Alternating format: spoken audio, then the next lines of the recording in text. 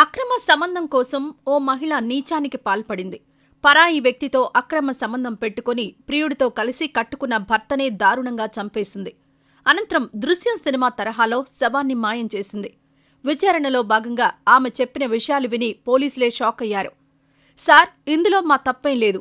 దృశ్యం సినిమాలో చూపించినట్లు చేశాం. అందులో మా తప్పే ఉంది అని సమాధానమిచ్చింది. కర్ణాటకలోని మైసూరు జిల్లా కేఆర్ నగర్ తాలూకా సాలిగ్రామం పట్టణం మెయిన్ రోడ్లో ఆనంద్, శారద దంపతులు నివాసముంటున్నారు. వ్యవసాయంతో పాటు వ్యాపారం చేస్తూ ఆనంద్ 2 చేతులా సంపాదిస్తుంటే శారద మాత్రం జలసాలు చేస్తూ జీవించేది. భార్య ఖరీదైన వస్తువులు, చీరలు కొంటున్నా ఆనంద్ మాత్రం ఏనాడూ అడ్డు చెప్పలేదు. ఆనంద్ స్నేహితుడు ఎస్ఆర్ బాబు తరచూ వారింటికొచ్చి వ్యాపార విషయాలు చర్చించేవాడు. ఈ క్రమంలోనే శారద, బాబుకు మధ్య అక్రమ సంబంధం ఏర్పడింది. ఆనంద్ ఇంట్లో లేని సమయంలో ఇద్దరూ కలిసి శృంగారంలో మునిగి తేలేవారు. కామ పిశాచిగా మారిన శారద రోజూ ప్రియుడితో విచ్చలవిడిగా రాసలీలలు కొనసాగిస్తూ వచ్చింది. బాబు తరచూ వారింటికి వచ్చి వెళ్తున్న సంగతి గమనించిన స్థానికులు ఈ విషయాన్ని ఆనంద్కు చెప్పారు. దీంతో ఫుల్లుగా మద్యం తాగి రాత్రి ఇంటికొచ్చిన ఆనంద్, నిన్ను బంగారంలా చూసుకుంటుంటే నా ఫ్రెండ్తోనే అక్రమ సంబంధం పెట్టుకుని మోసం చేస్తావా అంటూ భార్యను చితకబాదాడు. ఈ విషయాన్ని శారద మరుసటి రోజు తన ప్రియుడికి చెప్పింది. తన భర్తను చంపేస్తే ఇద్దరం కలిసి హాయిగా ఉండొచ్చని ప్లాన్ వేసింది. ఆనంద్ను ఎలా చంపాలో తెలుసుకునేందుకు ఇద్దరూ కలిసి దృశ్యం సినిమాను 10 సార్లు చూశారు.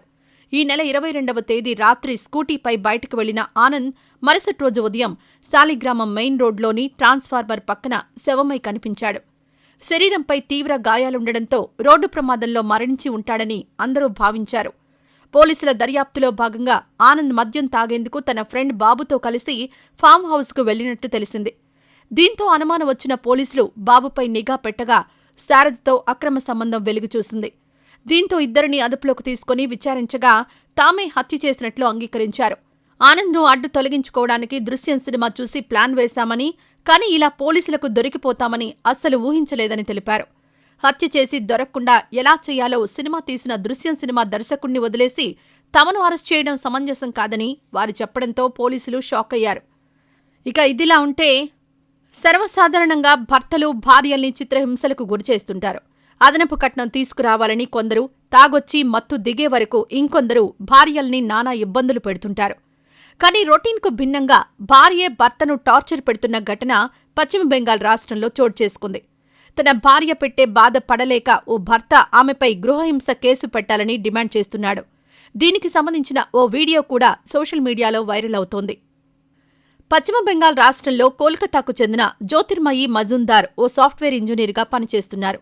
భార్య, తల్లిదండ్రులతో కలిసి నివాసముంటున్నారు. కానీ ప్రస్తుతం కరోనా విస్తరిస్తుండటంతో ఎందుకైనా మంచిదని తల్లిదండ్రులను సొంత గ్రామమైన బైద్యబతిలో వదిలిపెట్టాడు. ప్రస్తుతం లాక్డౌన్లో సడలింపులివ్వడంతో ఇటీవలే తల్లిదండ్రులను మళ్లీ ఇంటికి తీసుకొచ్చాడు. అయితే అత్తమామల్ని మళ్లీ ఇంటికి తీసుకురావడం అతని భార్యకు నచ్చలేదు. ఇంకేముంది, ఇంట్లో గొడవలు మొదలయ్యాయి. అత్తమామల వల్ల తమకు ఎక్కడ కరోనా వైరస్ వస్తుందని మజుందార్ భార్యకు భయం పట్టుకుంది. తీసుకెళ్లి వారిని వెంటనే సొంతూరులో వదిలిపెట్టాలని చెప్పేది. అయితే మజుందార్ మాత్రం భార్య మాటల్ని ఏమాత్రం వినిపించుకోలేదు. దీంతో చిత్రహింసలకు గురిచేసేది. మెల్లిగా ఆమెకు తెలియకుండా వీడియోను రికార్డ్ చేయాలని భావించారు. అంతే, రహస్యంగా సెల్ఫోన్ పెట్టాడు. చెంపదెబ్బలు కొట్టడం, పిన్నులతో గుచ్చడం, సిగరెట్లతో కాల్చడం లాంటి పనులు చేసిన భార్య అరాచకాల్ని సెల్ఫోన్లో మజుందార్ రికార్డ్ చేశాడు. ఆ వీడియో తీసుకుని భార్య చిత్రహింసలను భరించలేక జ్యోతిర్మయి మజుందార్ బిధాన్ నగర్ పోలీసులను ఆశ్రయించాడు. భార్య చిత్రహింసలు పెడుతోంది, గృహహింస కేసు కింద అరెస్ట్ చేయాలని కంప్లైంట్ చేశాడు.